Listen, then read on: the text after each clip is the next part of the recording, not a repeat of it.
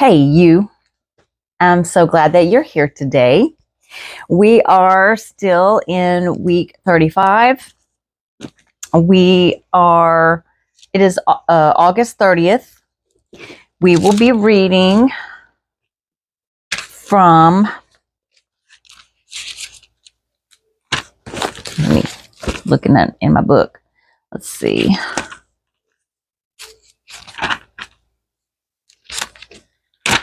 August 30th, week 35, day 243. And we're still in the book of Job. And I will be reading out of the book of Job, chapter 34, verses 1 through chapter 36 to verse 33. Then Elihu said, "Hear my words, you wise men. Listen to me, you men of learning, for the ear tests words as the tongue tastes food. Let us discern for ourselves what is right. Let us learn together what is good." Job says, "I am innocent, but God denies me justice. Although I am right, I am considered a liar.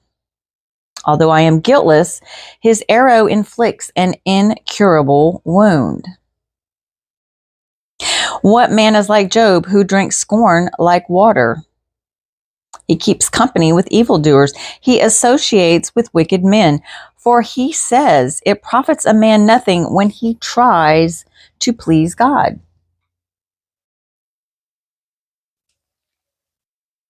So listen to me, you men of understanding. Far be it from God to do evil, from the Almighty to do wrong. He repays a man for what he has done. He brings upon him what his conduct deserves. It is unthinkable that God would do wrong, that the Almighty would pervert justice. Who appointed him over the earth? Who put him in charge of the whole world? If it were his intention, and he withdrew his spirit and breath, all mankind would perish together, and man would return to dust. If you have understanding, hear this. Listen to what I say. Can he who hates justice govern? Will you condemn the just and mighty one? Is he not the one who says to kings, you are worthless, and to nobles, you are wicked? Who shows no partiality to princes and does not favor the rich over the poor? For they are all the work of his hands. They die in an instant in the middle of the night. The people are shaken and they pass away. The mighty are removed without human hand. His eyes are on the ways of men. He sees their every step. There is no dark place, no deep shadow where evildoers can hide.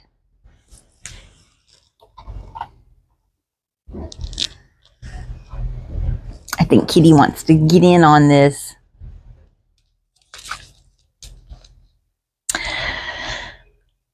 Their eyes are on the ways of men. He sees their every step. You hear that? You hear the trash truck? Do you hear the trash truck?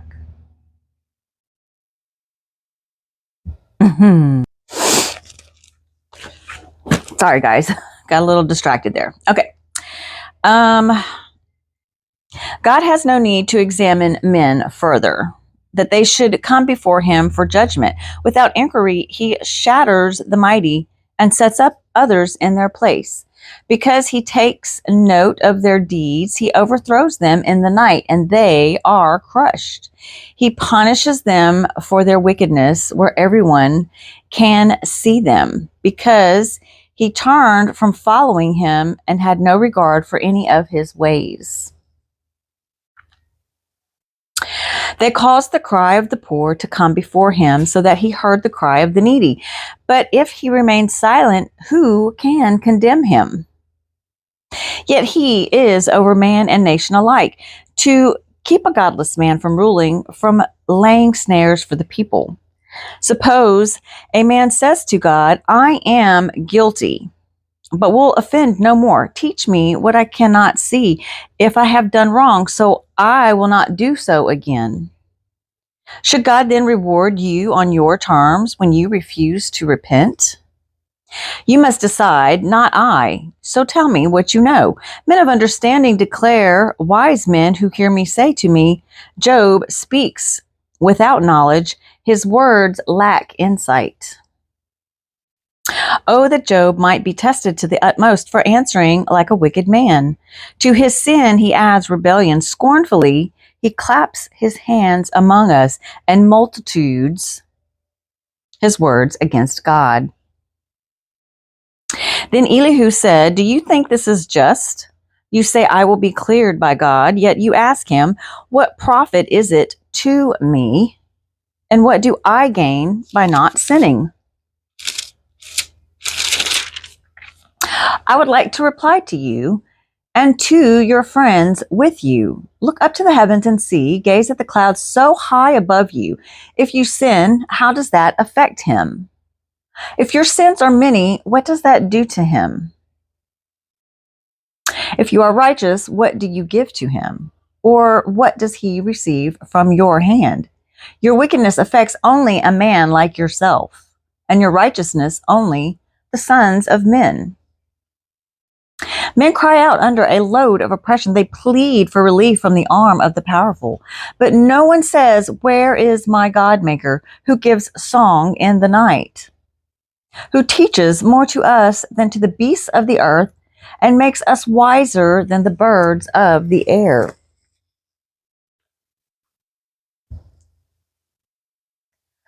He does not answer when men cry out because of the arrogance of the wicked. Indeed, God does not listen to their empty plea. The Almighty pays no attention to it, much less then will he listen. When you say that you do not see him, that your case is before him and you must wait for him, and further that his anger never punishes, and he does not take the least notice of wickedness. So Job opens his mouth with empty talk. Without knowledge, he multiplies words. Elihu continued, Bear with me a little longer, and I will show you that there is more to be said in God's behalf. I get my knowledge from afar. I will ascribe justice to my Maker. Be assured that my words are not false. One perfect in knowledge is with you. God is mighty, but does not despise men. He is mighty and firm in his purpose. He does not keep the wicked alive, but gives the afflicted their rights. He does not take his eyes off the righteous. He enthrones them with kings and exalts them forever. But if men are bound in chains, held fast by cords of affliction, he tells them what they have done, that they have sinned arrogantly. He makes them listen to correction and commands them to repent of their evil. If they obey and serve him, they will spend the rest of their days in prosperity and their years in contentment. But if they do not listen, they will perish by the sword and die without knowledge. The godless in heart harbor resentment. Even when he fetters them, they do not cry for help. They die in their youth among male prostitutes of the shrines, but those who suffer he delivers in their suffering. He speaks to them in their affliction. He is wooing you from the jaws of distress to a spacious place free from restriction, to the comfort of your table laden with choice foods. But now you are laden with the judgment due the wicked. Judgment and justice have taken hold of you. Be careful that no one entices you by riches. Do not let a large bribe turn you aside. Would your wealth, or even all your mighty efforts, sustain you so you would not be in distress?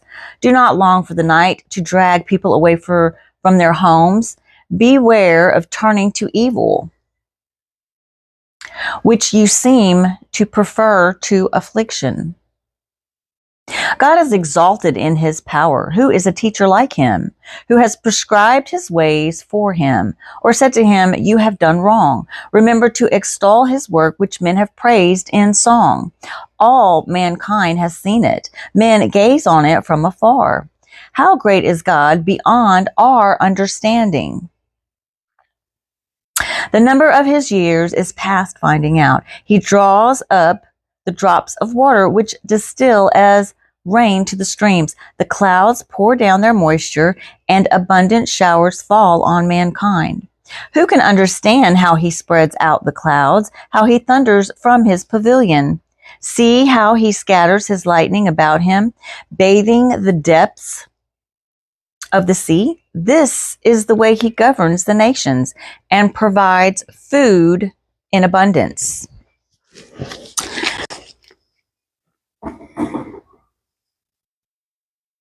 I think Kitty had enough. He fills his hands with lightning and commands it to strike its mark. His thunder announces the coming storm. Even the cattle make known its approach. Now we're going to move into 2 Corinthians chapter 4, verses 1 through 12. Therefore, since God's mercy, we have this ministry. We do not lose heart. Rather, we have renounced secret and shameful ways. We do not use deception, nor do we distort the word of God. On the contrary, by setting forth the truth plainly, we commend ourselves to every man's conscience in the sight of God. And even if our gospel is veiled, it is veiled to those who are perishing. The God of this age has blinded the minds of unbelievers so that they cannot see the light of the gospel of the glory of Christ, who is the image of God. For we do not preach ourselves, but Jesus Christ as Lord, and ourselves as your servants for Jesus' sake. For God, who said, let light shine out of darkness, made his light shine in our hearts to give us the light of the knowledge of the glory of God in the face of Christ. But we have this treasure in jars of clay to show that this all-surpassing power is from God and not from us. We are hard pressed on every side, but not crushed, perplexed, but not in despair, persecuted, but not abandoned, struck down, but not destroyed. We always carry around in our body the death of Jesus, so that the life of Jesus may also be revealed in our body. For we who are alive are always being given over to death for Jesus' sake, so that his life may be revealed in our mortal body. So then, death is at work in us, but life is at work in you. Now we will turn to Psalm chapter 44, verses 1 through 8. We have heard with our ears, O God. Our fathers have told us what you did in days long ago. With your hand you drove out the nations and planted our fathers. You crushed the peoples and made our fathers flourish. It was not by their sword that they won the land, nor did their arm bring them victory. It was your right hand, your arm, and the light of your face, for you loved them. You are my King and my God, who decrees victories for Jacob. Through you we push back our enemies. Through your name we trample our foes. I do not trust in my bow. My sword does not bring me victory, but you give us victory over our enemies. You put our adversaries to shame. In God we make our boast all day long, and we will praise your name forever. And last but not least, we have the book of Proverbs, chapter 22, verses 10 through 12. Drive out the mocker, and out goes strife. Quarrels and insults are ended. He who loves a pure heart and whose speech is gracious will have the king for his friend. The eyes of the Lord keep watch over knowledge, but he frustrates the words of the unfaithful. Okay, guys, that concludes today's reading. Thank you again so much for joining me. I know how valuable your time is. It is, like I've said before, and will say again, one of our most precious commodities. So I do not take it for granted when you do spend your time with me. Thank you so much. I am just very happy that you are taking time out of your day to spend time in the Word and that you're allowing me to read the Word to you. So again, thank you very much. I love you and I hope you have a great rest of your day.